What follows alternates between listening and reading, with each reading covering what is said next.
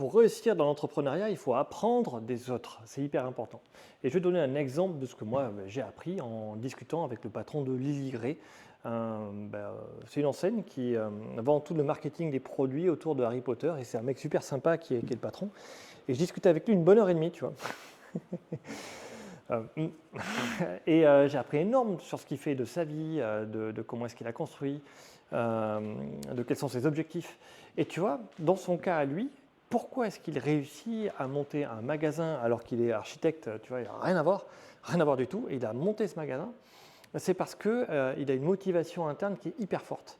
Et sa motivation interne, c'est qu'il veut créer un lieu super sympa, en termes d'idées, en termes de représentation, pour que sa fille puisse s'éclater, pour qu'elle puisse vraiment se projeter dans un univers créatif. Et celui d'Harry Potter, ça lui plaît de fou. Et il s'est dit, go, on y va. Go, je me jette à corps perdu, j'y vais. Il bosse déjà 5 jours par semaine, et les 2 jours qui restent, c'est ces jours où il est au magasin. Alors, tu vois, sa femme, elle est tolérante, hein, voilà. Et après, je ne sais pas comment il organise son temps pour gérer ses enfants et être là et être présent. Mais je peux te jurer que s'il a le temps de monter un magasin pour ses enfants, c'est qu'à côté, il a su organiser sa vie pour pouvoir se permettre de passer du temps avec ses enfants. Parce que ça servira à quoi sinon de créer un endroit sympa si tu n'es pas avec lui. Donc, tu vois, ses enfants sont la motivation principale qui le pousse à essayer de se dépasser pour créer un truc hyper sympa. Et voilà ce qu'on apprend de lui. Qu'est-ce qu'il me dit? L'erreur 1, il avait bossé avec Ralph Lauren, je crois, si je ne me trompe pas, dans la discussion qu'on a eue. Et il me disait, le truc 1, tu vois, c'est où mettre les choses pour le vendre. Donc lui, tu vois, il a organisé un truc qui est super sympa, c'est un peu fouillis, il y en a un peu partout, et il met des articles à vendre à certains endroits spécifiques. Il dit, là, ça va se vendre, là, ça ne se vend pas, ça comme ci, ça comme ça, une lumière de plus par là. Il a créé des mécanismes rigolos, tu vois, trucs de Quidditch. Donc, il a fait des tours, il a fait des balais qui circulent. Ça fait un peu un jeu à l'ancienne. C'est génial. Et tu vois, il me dit, moi, ce que je voulais faire, c'est avant tout créer une ambiance hyper sympa, où je me dis, ma fille, quand elle vient là, elle va adorer, et elle va vouloir y passer du temps, elle va vouloir tout regarder, tout toucher, et c'est avec cette idée-là, en fait, qu'il a construit son magasin. Et c'est pas avec l'idée d'être rentable, hein. C'est avec l'idée de faire un truc qui va être génial.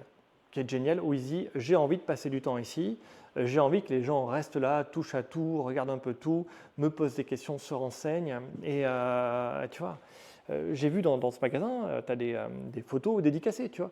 Quel magasin fait ça?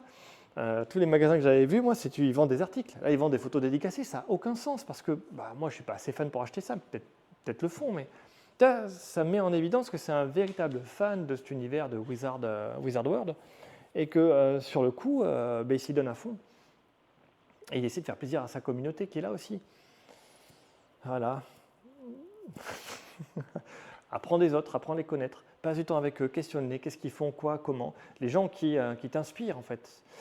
Autre astuce, c'est que tu vois, quand on discute d'un point de vue logique, c'est très logique ce qu'il dit. C'est rationnel, c'est extrêmement rationnel. Mais en plus, en termes émotionnels, quand il parle, je suis entièrement d'accord avec lui. Tu vois, des fois, les gens ils te parlent et tu dis oui, ce que tu dis, c'est rationnel. Mais en termes d'émotion, il y a un trouble cognitif. Je ne suis pas d'accord. Mes émotions me disent que ça ne va pas.